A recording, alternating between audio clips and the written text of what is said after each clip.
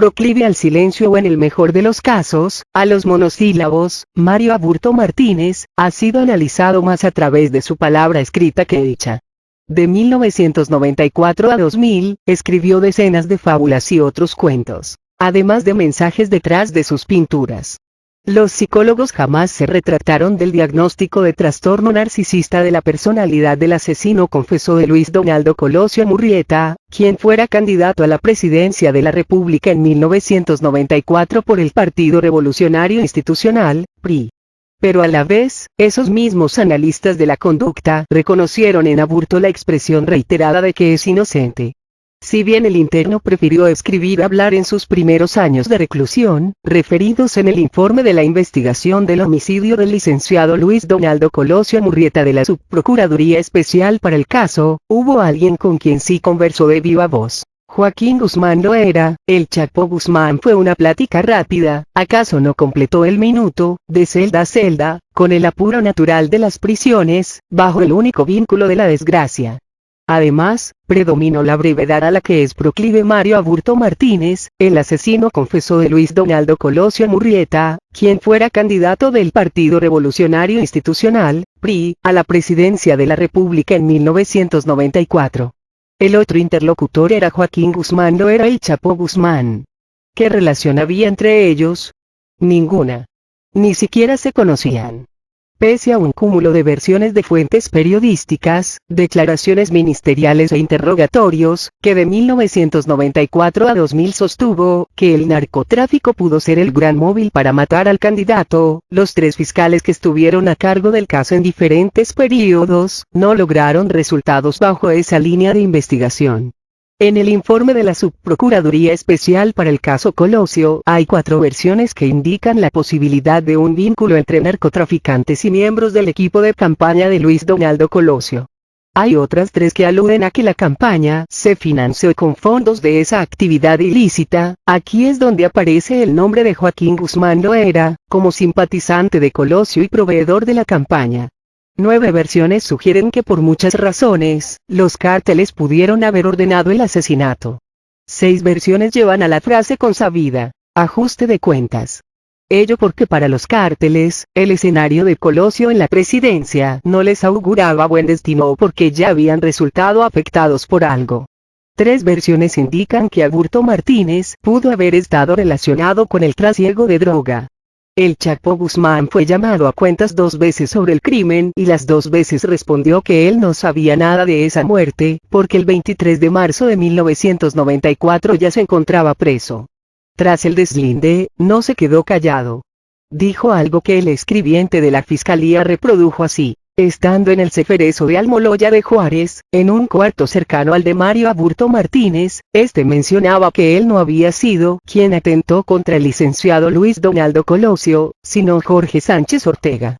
La Fiscalía para el caso Colosio descartó por completo el señalamiento de Joaquín Guzmán Loera, de acuerdo con la exposición de la línea existencia o no de un segundo disparador, contenida en el tomo 3 del informe de la investigación del homicidio, editada por la Subprocuraduría Especial, en el capítulo Posibles cómplices y encubridores.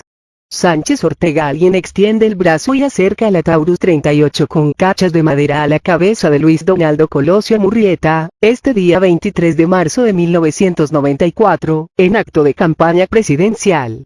El candidato acaba de bajar del templete. Saluda de mano. Se desvanece con la cabeza chorreada de sangre. Segundos después Jorge Antonio Sánchez Ortega, agente del Centro de Investigación y Seguridad Nacional, CISEN, es detenido por la Policía Municipal de Tijuana.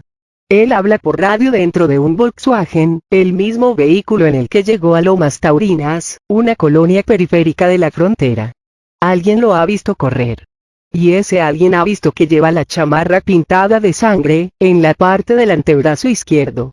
Ese alguien es el comandante Carlos Federico Torres Ramírez, jefe de la Policía Municipal y Tránsito de Tijuana, y es quien ahora lo detiene mientras los cubre un remolino de polvo y personas.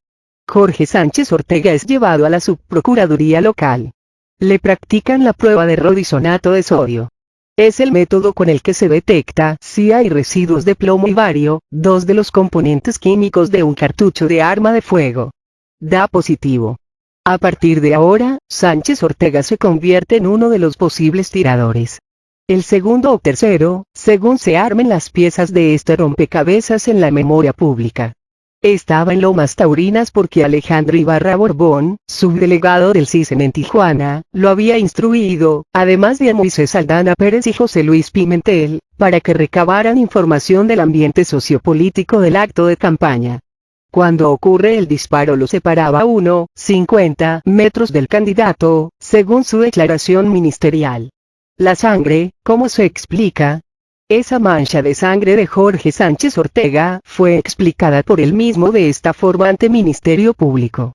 El 24 de marzo de 1994 declaró que al tratar de acercarse al licenciado Colosio, alguna de las personas que ahí se encontraban haciendo el traslado del herido, le mancharon la manga izquierda de la chamarra de color blanco que traía puesta el de la voz, de sangre, no habiéndose percatado de ello el 25 de agosto de 1994 aseveró que estaba mirando que llegaba una ambulancia que se paraba detrás de las camionetas, observando entonces que bajaron a una persona herida de una blazer negra, que esto lo vio como a 1 metro de distancia, ya que el emitente se acercó a ver qué sucedía, observando herido al licenciado Colosio, al que pasaron a la ambulancia para enseguida arrancarse, que se percató eran como 6 hombres los que cargaron al licenciado Colosio, que ellos se encontraban con sus ropas manchadas de sangre, que entre ellos gritaban que todo fuera rápido, que no puede proporcionar la media afiliación de los mismos por lo rápido de los hechos, pero si ubica a uno de ellos como una persona blanca de cabello castaño claro. Este sujeto le llamó la atención por parecerse al presidente estatal del PRI, refiriéndose a lo escaso de su cabello y su estatura, que el de la voz piensa fue en ese momento en que lo mancharon de sangre, sin poder precisarlo, ya que nunca observó su ropa. El 31 de enero de 1995 manifestó que se percata como a 150 metros aproximadamente, tomando como referencia el puente de madera, se detiene, la camioneta Blazer y los otros vehículos, ya que fue alcanzada por una ambulancia que tenía las letras Delta, percatándose que efectivamente se trata del licenciado Colosio el cual se veía herido y manchado de sangre en el pecho y la cara, encontrándose el de la voz a una distancia aproximada de 1,50 metros, a 1 metro de distancia se da cuenta que diferentes personas, al parecer de su cuerpo de seguridad, lo pasaron a la ambulancia y arrancó inmediatamente con sirena prendida, siguiéndole todos los automóviles, que el de la voz no ayudó en ningún momento a pasar el cuerpo del licenciado Colosio de un vehículo a otro y solamente observó que posteriormente se dirigió corriendo a donde se encontraba estacionado su vehículo el cual lo abordó y entabló comunicación por radio con el señor Alejandro Ibarra. En todo esto, ¿qué tenía que ver el Chapo? El periódico estadounidense The Dallas Morning News publicó el 7 de agosto de 1999 un artículo firmado por Tracy Eaton en el que refería un reporte del Centro de Inteligencia del Paso, dependiente de la DEA, así como del FBI.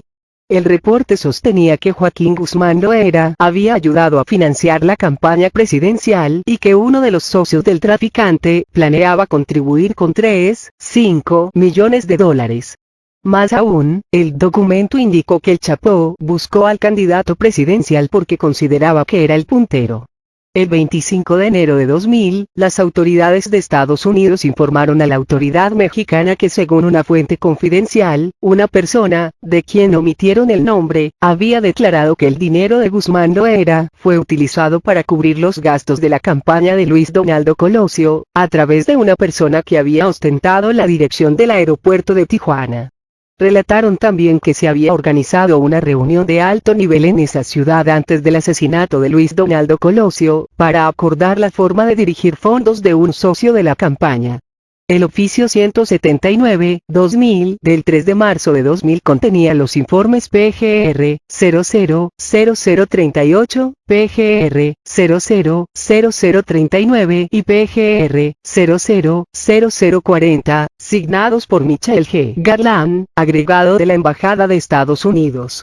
Los tres comunicaron que en Estados Unidos había antecedentes criminales de la persona que dirigía el aeropuerto de Tijuana. Todos relacionaban a esa persona con actividades de narcotráfico y lavado de dinero en varios estados de la Unión Americana y México, así como con miembros muy importantes del narcotráfico mexicano.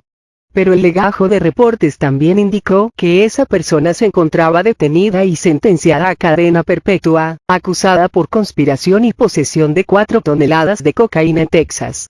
En efecto, en México, la Policía Judicial Federal encontró una historia de narcotráfico. Había alguien detenido en Estados Unidos que había traficado grandes cantidades de drogas hacia Estados Unidos. En 1993, esa persona había sido detenida en Baja California con un tráiler en el que transportaba 7,5 toneladas de cocaína dentro de latas de chiles, destinadas a ser entregadas en una bodega de su propiedad, en Tijuana. Esos datos se desvirtuaron con el tiempo. Jamás se encontró la coincidencia entre un director del aeropuerto de Tijuana y droga en latas de chile. Y cuando se le llamó a cuentas, Joaquín Guzmán Loera, el Chapo Guzmán, manifestó que no poseía ninguna pista sobre el crimen de Luis Donaldo Colosio Murrieta. Lo que sí transmitió es que Aburto le dijo que él no había matado al licenciado Colosio, que había sido Jorge Sánchez Ortega. Aburto en sus fábulas cuando conversa, Aburto Martínez es un hombre proclive a los monosílabos o al silencio.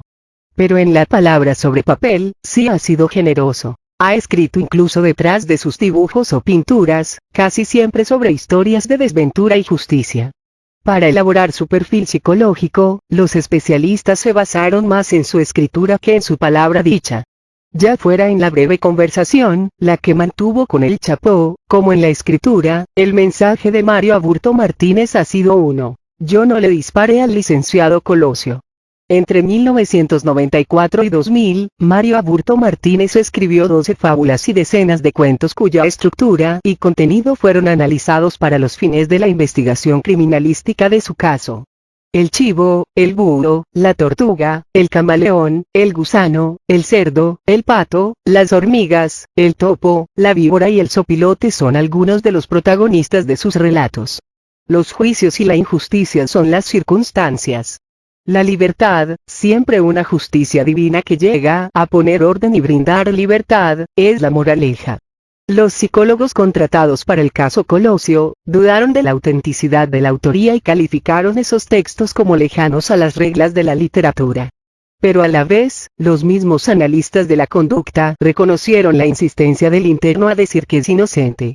A través de sus fábulas, Mario Aburto indica que recibió opresiones de infinidad de gentes de diferentes estatus sociales. Presidentes, congresistas, legisladores de diferentes partidos gobernantes del Estado, se indica en los documentos de los psicólogos contenidos en el informe de la investigación del homicidio del licenciado Luis Donaldo Colosio Murrieta, el autor material, elaborado por la Subprocuraduría Especial para el caso Colosio. El escritor Augusto Monterroso, en 1996, en una entrevista, poco antes de presentar su libro Cuentos, Fábulas y lo demás es silencio, dijo: la vida es cruel. La literatura tiende a suavizar esa crueldad. En la introducción a uno de sus textos de apuntes históricos, políticos y culturales, el asesino confesó, dice: pero quien pudiera pasar por algo la necesidad imperiosa de escribir cuando por sus venas corre la tinta que le apremia a realizar el rito sagrado de plasmar en el papiro las inquietudes, las interpretaciones más claras, precisas, veraces y exactas de las cosas, que a juicio del autor y su libre albedrío le parezcan. Para él, escribir fue una actividad incesante en los primeros años de cautiverio. Leer, también. En el tomo segundo del informe, se indica que desde su ingreso al Centro Federal de Readaptación Social, Ceferezo, de Almoloya de Juárez, hoy del Altiplano, en 1994 y hasta 2000, solicitó 370 libros y 175 revistas. Los temas que más le interesaron fueron economía política, textos clásicos y pintura. A partir de 1999 fue menos asiduo a la lectura porque, según refirió, requería un ajuste en la graduación de sus anteojos. Cuando la pintura sirve para escribir, la otra actividad ocupacional que Mario Aburto Martínez realizó con más constancia en sus primeros años de reclusión fue la pintura. A las clases de música, donde aprendió a tocar guitarra y cantar corridos, dejó de asistir a los 2 años de ingresar al Ceferezo. Al cine debate fue de manera esporádica.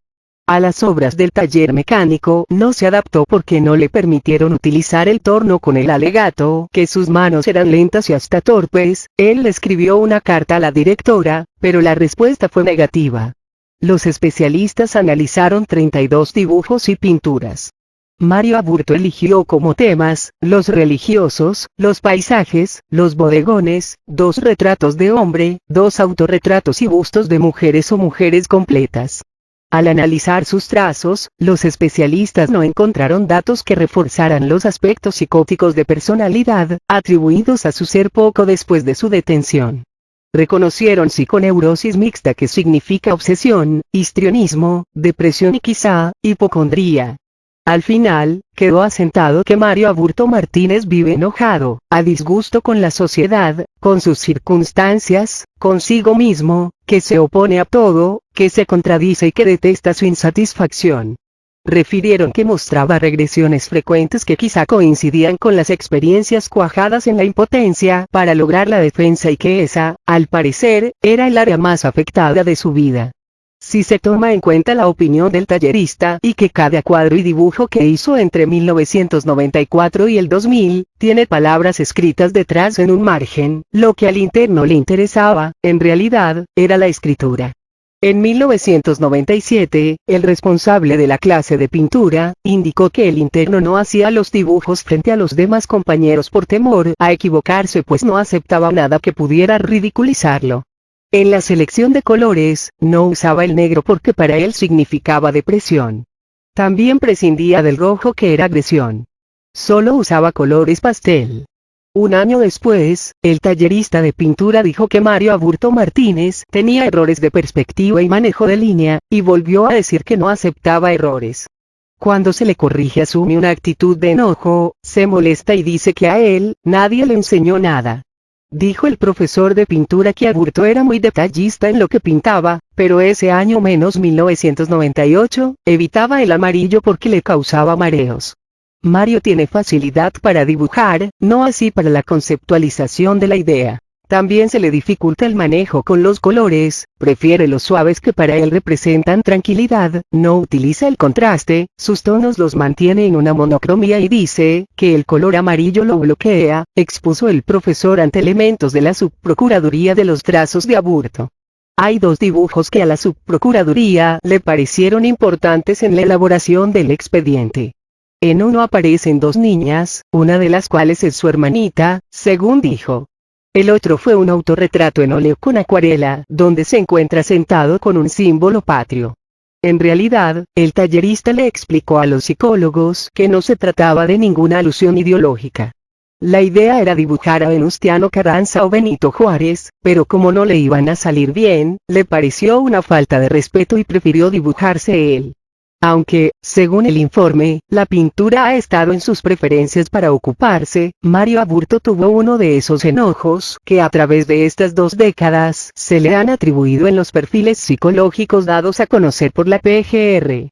Presentó sus trabajos en una exposición, pero dado que no le compraron, se molestó y expresó que jamás volvería a participar. Una de las cosas que dijo es que le parecía morboso exponer su obra. En 2000, Mario Aburto le vendió algunos de sus trabajos a la encargada de la actividad de cine debate en 600 pesos. De esa cantidad, gastó 254 pesos en artículos para manualidades, pinceles y pinturas. Ese mismo año se realizó una expoventa en Toluca donde Mario Aburto se animó a exponer de nuevo. Perfil inasible, solo posible por sus palabras. Con Mario Aburto Martínez se siguió una psicoterapia con temática libre, que durante los primeros años se mantuvo en un nivel superficial, dado que el interno pidió cambio de psicólogos varias veces y se mostró callado. En el informe sobre su caso, se reconoce que hasta el 2000, los profesionales de la conducta no habían podido penetrar al nivel inconsciente. Los psicólogos jamás se han retratado del diagnóstico de trastorno narcisista de la personalidad de Mario Aburto Martínez. En 1998, ampliaron el diagnóstico con un trastorno paranoide, para lo cual, consideraron que el interno debía ser evaluado en el contexto de la realidad que vivía. Aburto reaccionaba al encierro con un mecanismo de defensa. Si se toma en cuenta el número de visitas de Aburto Martínez en los primeros años de su prisión, puede decirse que fue un hombre con muy poco contacto con el exterior. Entre 1995 y 1996, lo visitaron su abogado, Héctor Sergio Pérez Vargas 16 veces. su defensor legal provisional, José Clemente Navarro Márquez 4 veces y el médico Jorge Mancillas Treviño, 2 veces. También estuvo María Luisa Martínez Pinones, su madre, solo una vez, el 19 de abril de 1994. Acudió, por su parte, la religiosa María Antonia Brenner en un par de ocasiones, en 1994 y otra en 1998. Una cuñada, Alma Elizabeth Aburto, estuvo 2 veces, en 1996.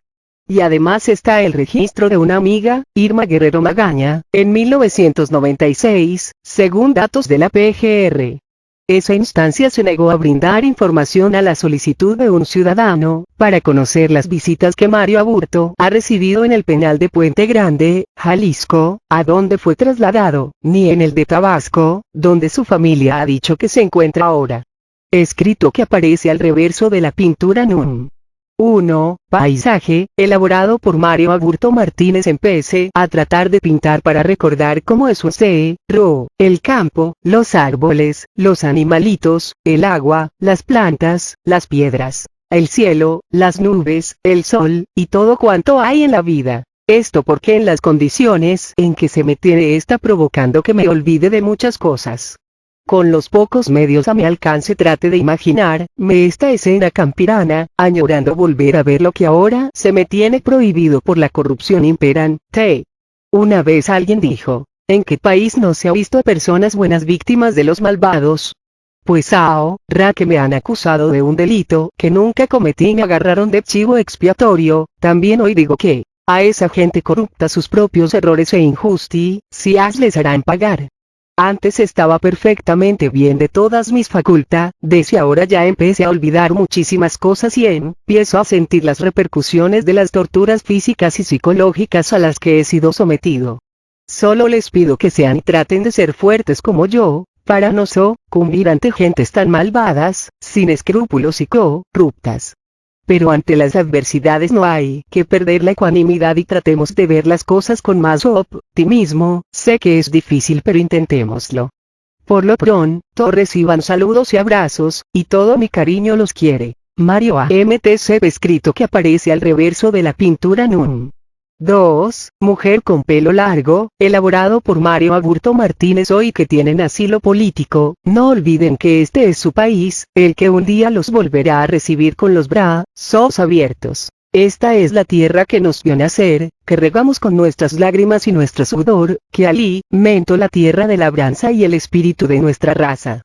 Hoy en el mes de la patria, me he inspirado para pintar este tema que habla más que 1000 palabras, con los pocos medios a mi alcance, a manera de festejo lo he hecho. Estoy consciente de que, tal vez no llegue a ser el mejor pintor, pues, solo he aprendido, pero lo que cuenta, creo, que es la intención. Inculquen a los niños el amor por la tierra, por esta gente, por esta raza. Nada hay más bello que amar la patria donde se nace. Aunque se encuentren lejos de ella, se añora volver algún día a su regazo, su abrigo y su calor. Tierra prodigio que nos tiendes la mano a tus hijos, un te de un cantar para ti. Es indudable de que añoran volver algún día, y que sientan y piensan muy similar a mí. Les pido una vez más de que no pierdan la fe, algún día habrá alguien que nos hará justicia y entonces todo será distinto. Su hermano que los quiere mucho. Mario AMTZ. Sep. Escrito que aparece al reverso de la pintura NUN. 3. Paisaje, elaborado por Mario Aburto Martínez. Sé que sin duda han de extrañar nuestra bendita tierra mexicana y que la seguirán amando tanto como yo. Así que, pensando en ello les hice algunos rincones mexicanos sacados única y exclusivamente de mi imaginación. Ahí es nuestra patria, tantos lugares hermosos, que posiblemente queda existir en verdad mi paisaje en algún lugar de nuestro país, o se parezca en algo a alguno de nuestro gran territorio. 524. Una de mis finalidades es, también fomentar lo hermoso de nuestra nación, rica en cultura, con sus lugares de ensueño y algunos casi el paraíso terrenal. Nuestra gente hospitalaria que recibe con los brazos abiertos a todos sus visitantes. Gente trabajadora, noble y buena, y muy solidaria con los demás. ¿Cómo poder olvidar una tierra así? ¿Cómo no extrañarla cuando uno se encuentra lejos? Nuestro pecho se hincha de orgullo y nos sentimos dichosos y afortunados haber nacido ahí. Si tuviera la fortuna de volver a nacer, pediría volver a nacer aquí. Es tan grande el amor a mi pueblo, que me faltan las palabras para explicar todo lo que quisiera. Espero que algún día mis sueños se hagan realidad y pueda ver todas mis ilusiones hechas una verdad. Democracia, justicia y libertad, sé que sienten y piensan como yo. Por eso, no pierdan la fe, esa fe que mueve montañas y nos recuerda la grandeza de Dios. Los quiere y recuerda siempre. Mario AMTZ. CEP escrito que aparece al reverso de la pintura Núm. 4. Autorretrato, elaborada por Mario Aburto Martínez First Self Portrait. 1997, Lena Weiss en Core comencé. Todavía no había comenzado. Y ya pensaba en no caer en el academicismo, es decir, la tendencia a seguir con rigor normas clásicas en un formalismo artístico desprovisto de verdadera virtud creadora. Los únicos profesores con los que he contado son los libros, apunte de los psicólogos, dato que refuerza su afición por la lectura y su interés por ser autodidacta. En ellos encontré el amor al conocimiento, el entendimiento, la razón, la verdad, y un inmenso mundo por explorar, descubrir y conocer más. También me puse a buscar la verdad y la encontré. También en las palabras y doctrinas del discípulo del filósofo, René Descartes, Spinoza, que dijo sobre la libertad de pensamiento, suponiendo que esa libertad pudiera ser tan reprimida y que los hombres pudieran estar restringidos que no osaran ni siquiera moverse sin el permiso de los poderes superiores, ese estado de cosas nunca podría lograr que pensaran otros lo que quisieran. Una consecuencia necesaria sería la de que los hombres hablarían cotidianamente en forma diferente de lo que realmente piensan. Así que se corromperían la confianza y la fe, que son las cosas más necesarias en el Estado, y reinarían la hipocresía y la reticencia despreciables, de modo habría corrupción y engaño de todas las buenas costumbres. Puede pensarse en una desgracia mayor para un Estado que el hecho de que hombres respetables sean desterrados como criminales solamente porque piensan en otra forma y no conocen la hipocresía. Que puede ser peor que el hecho de que a seres humanos se les declare enemigos y se les condene, no por malas acciones o delitos, sino porque son espíritus libres, y que el patíbulo, el ilegible, para los malos, se conviertan en el más hermoso teatro para mostrar el ejemplo más sublime de estoicismo y virtud.